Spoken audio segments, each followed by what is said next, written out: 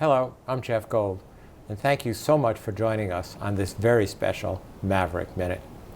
My guest tonight is Keegan Brown, and Keegan is a first-year freshman student in our Scott Scholars program. Is that right, Keegan? Yep, I'm a first-year computer science major with the Scott Scholars program. Super. So we could spend a lot of time talking about computer science. We could spend a lot of time talking about Scott Scholars, your high school experiences. But what I really want to talk to you about tonight is how you got involved with this smartphone application called One Check COVID. So to start off with, do you remember what you were doing when someone asked you if you wanted to get involved in the production of this smartphone app? So I was actually in my IT ethics class, and I got an email from Harnoor, who's our student director, or student success director, and he basically said, I have an interesting opportunity that I'd like to present to you guys. Can you join me for a conference call for about 30 minutes? So you always got to wonder when someone says they have an interesting opportunity, you know? Initially I was, I was interested, obviously, because you get a mysterious email telling you about some opportunity, you want to learn more.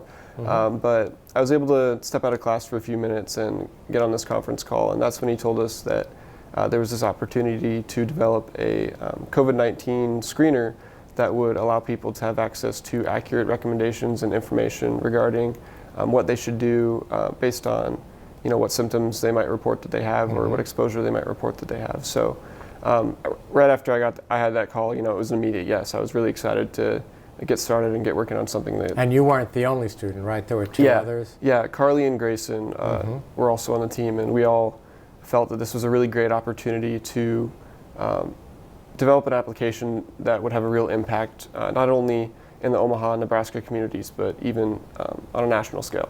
So how long ago did you actually start working on the development team for this app? I think it was just about 3 weeks ago that we got that call and we started to put that prototype together. So less than 12 hours after that call, we were in a room going through the design thinking process, which is a human-centric design process that really focuses on what the user's needs are and what we can do to make their lives better and make it very easy for them to use. So that was kind of our main idea, was we want to make this simple to use and accurate. But we were working on that within 12 hours and had a prototype ready to go. So it starts off with empathy, right? To empathize with the user. And I'm guessing that wasn't terribly hard given all of the media coverage about COVID-19, because that's the user essentially, or the person worried about COVID-19, right? Yeah, it was really easy for us to put ourselves in the shoes of somebody who might be using this app, because really everyone should be using this app and keeping track of what they should be doing and how they should go about monitoring their symptoms, that sort of thing. So did you learn a lot about COVID-19, about the epidemiology of the virus and what the signs and symptoms are and the things you need to be worried about?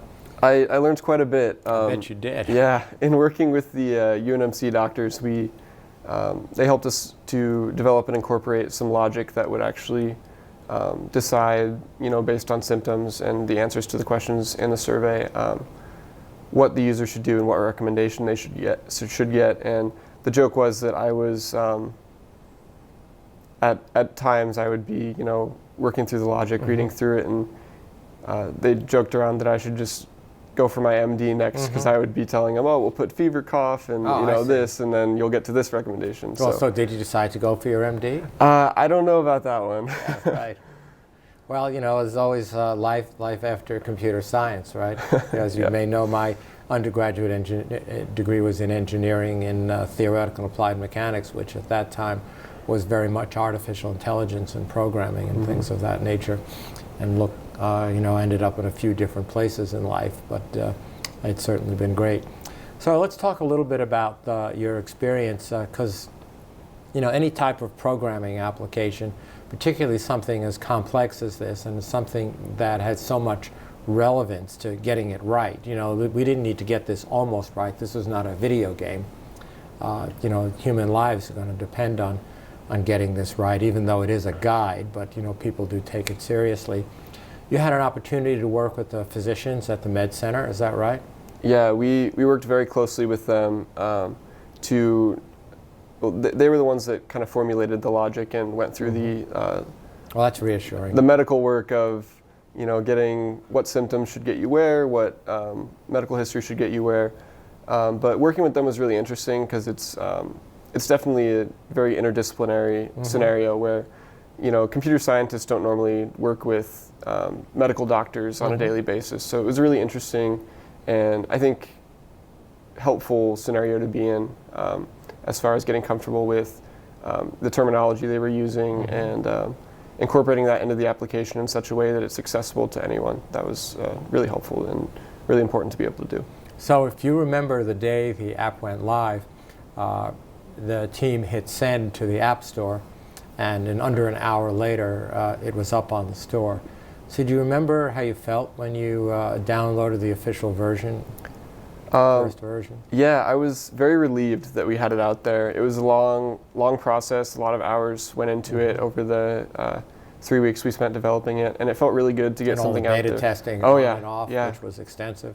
And it just felt really good to get an app out there that has the potential to quite literally save people's lives and impact them in a positive way. Without a doubt. And so it's been live for a while now, and have you got any feedback from either other students or family members or friends about the app? I certainly downloaded it and use it and send it off to a bunch of different people. What kind of feedback have you gotten?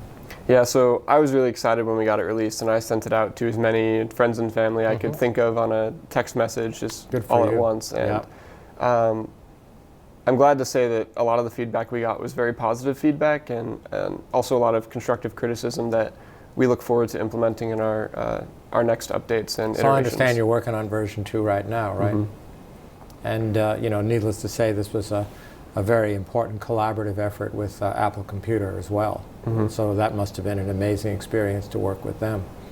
Yeah, it was really fun to work with professional engineers and kind of get their insights on what's the best way to do this, how can we make this better, and that's something that I wouldn't think that coming into college you wouldn't think that you get that on a daily basis, or you might not have access as a first. You wouldn't think you would have access to that incredible resource, but they were really helpful in helping us move things along and get things developed to the point they are today. Well, I want to congratulate you and your colleagues and thank you for all of this hard work. As you know, this journey isn't over because we are working on another phase of this, which is going to have even a larger impact as a public health screening tool as well as for individual users. But it's just another example of how the University of Nebraska works together to lean in. There have been so many examples, whether it's the repatriation of patients from Wuhan or from the Diamond Princess, the development of ultraviolet light technology to reuse respirator masks, or in this case, the development of a smartphone app to allow people to have some guidance about self-screening. So thanks a lot. Great work. I look forward to version 2. Let me know when I can download it. Yeah, thank you. And thanks for being with us today. Yeah, thank you. And thank you for being with us today on this very special Maverick Minute.